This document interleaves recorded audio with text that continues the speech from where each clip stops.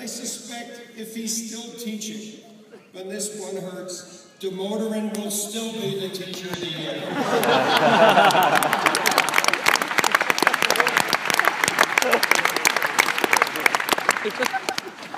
The world is in a highly disruptive state, as Luke teaches you and as Professor Christensen does up at Harvard. That's not going to change, get used to it.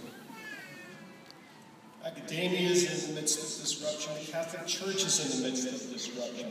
Energy is now in the midst of disruption. I saw Mr. Putin shaking hands with the leader of China. Stay tuned for that. Get used to it. Learn to live with it.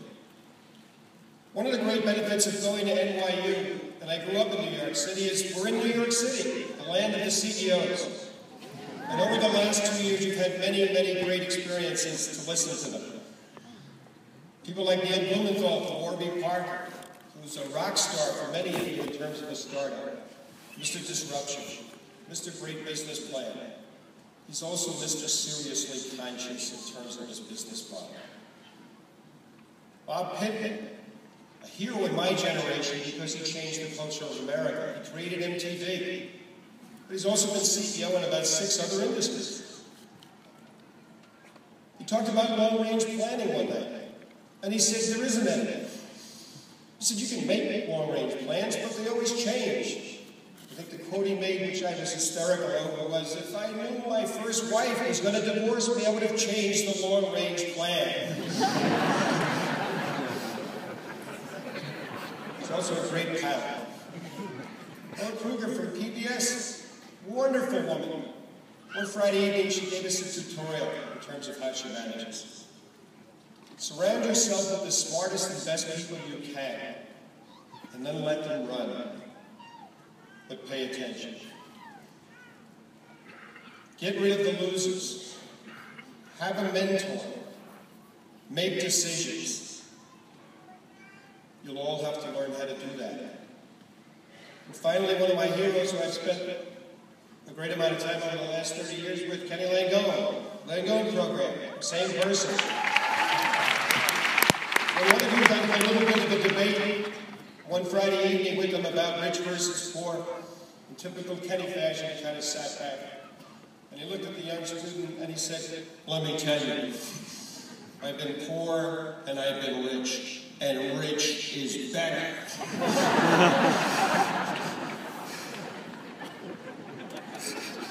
And he was right, because he went on to talk about all the charities that he gives to, all the good work that he does around the world. About a week ago, I listened to a radio program driving into the city, and Mayor Bloomberg was on. I guess ex-Mayor Bloomberg now, Mike, another ex-investment banker. And someone asked him why he was so successful. Typical question. And I guess the answer surprised not only the person asking the question, but the rest of us, because he said, I wake up happy. What do you mean, Mr. Mayor?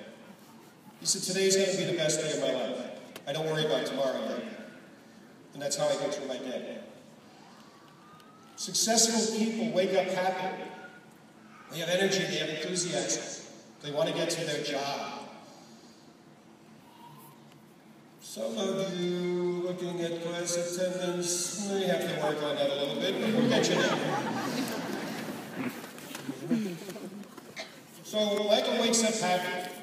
What else is important from that perspective? What's important is, and what you'll see over your life, and we're seeing a lot of it in my former industry right now, which is embarrassing to me. We're really honest people. Learn how to be honest, learn how to tell the truth, learn how to say it's my fault. To give credit, it's we, not me. We could use a little bit more of that down in Washington. Have some empathy for people. You'll need empathy and you'll understand what it means when you're fired, and most of you will be. Good people get fired because they take the risk. As the previous speaker said, take the risk now in your career. Don't wait. Never wait. Try things. Sometimes you'll fail. That's okay.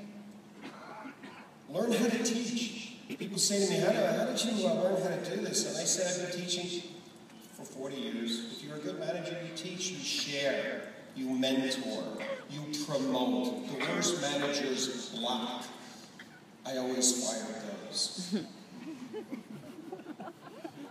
The only money that counts is after-tax cash in the bank. Don't turn your life into a junk pile. Meaning what? Leverage is very easy to do and it's very cheap, especially right now. All these deferred plans are great, but they're not yours. I'll introduce you to some of my friends from Lehman and Bear Stearns and they'll explain that to you. The other thing I want you to think a lot about is I see more people ruin their lives because they're trying to live someone else's. Be happy with what you have.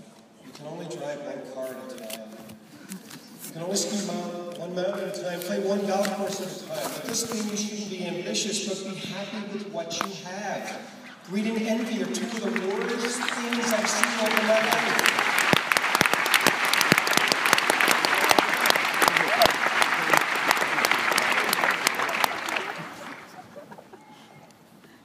I love doing this, and one of the reasons I do is I'm blessed to have 4 grandchildren and probably more on the way soon. I'm Irish.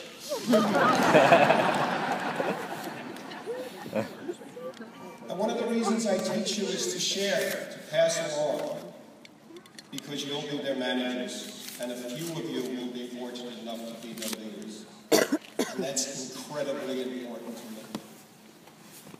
You'll have so many things to fix. Some of you lately have said to me, God, the financial service industry is over. What do I do?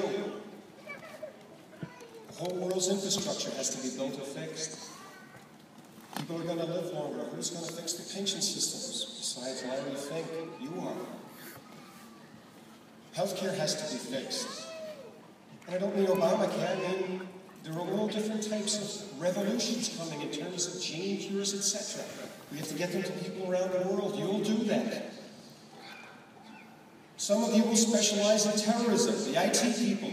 The encryption problems are astronomical. I dare say there's some Snapchat pictures from Newport that some people would hope have permanently got away. Finally, let's go back to the beginning. When I was young, there were many clubs, and there were many new, young rock stars and folk singers all around school. A lot of that is gone today. And there's one very special, never my favorite, but these words are, and that's Mr. Phillip. And don't do it now, but while you're all coming up, download Forever Young and read the lyrics. Yeah. And it's all about what right now is. And never forget that. As you grow older, your body starts to not do things your mind wants it to do. But keep your mind young and creative and where it is right now. Congratulations and welcome to the family.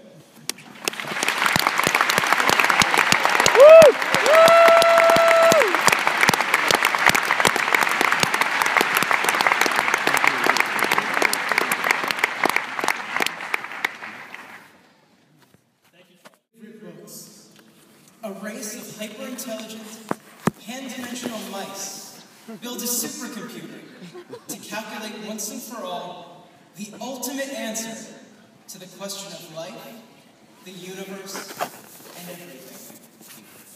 After 7.5 million years, the computer finishes its computations and warns the mice that they're not going to like the answer.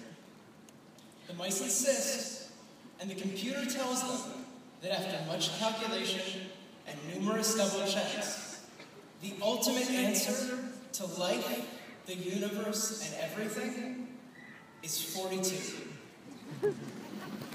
The moral of the story? It turns out answers, even ultimate answers, have no value unless you ask the right question. I came to Stern looking for answers. What job should I take? What internship should I want to have? How do I become a successful manager? How do I maximize value for myself and my company? In fact, what even is value? And for that matter, how does WhatsApp possibly generate $19 billion in value? Well, if through the sophisticated decision models, complex algorithms and frameworks, and world-class faculty here at Stern, I got answers to all of those questions. But the more I learned, the more lost I became. Sometimes only after you get an answer do you realize that you should have asked a different question. The brilliant thing about the professors and administrators here at Stern is that even as they gave me the skills to answer the questions I came in with, they constantly challenged me to think bigger and to ask better ones. In her concluding lecture of the year, one of my professors, and she's sitting on this stage, told us about her MBA experience. She reminded us that it wasn't too long ago that she was sitting in our shoes. Her block in business school had 90 students, and unfortunately 2 have since passed away. She told us she honestly couldn't remember what grades they got, what internships they took, or jobs they landed after school. But what she does remember is that one was funny, and the other was cool. She remembers the conversations and quips that brought a smile to her face and made her feel better about herself. Her lecture helped me realize that I came to Stern asking the wrong questions. The most valuable lessons I've learned here are the ones that made me think more about what value I would bring and consider the bigger picture. The classes that made me ask, what's most important to me? What do I hope to achieve? What difference can I make? And the professor's perennial favorite, so what?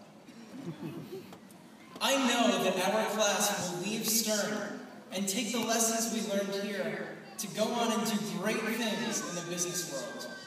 And I hope that we'll also leave here a little wiser and intent on offering the world more than just another MBA. Let us leverage the lessons we've been so fortunate to receive in class, conversations, and of course at Beer Blast. And keep in mind the legacy that we want to leave behind. Congratulations to the graduates class, the parents, families, and friends of the class of 2014. And as we prepare to leave Stern and go out into the real world, I want to leave you with one last question. What's next?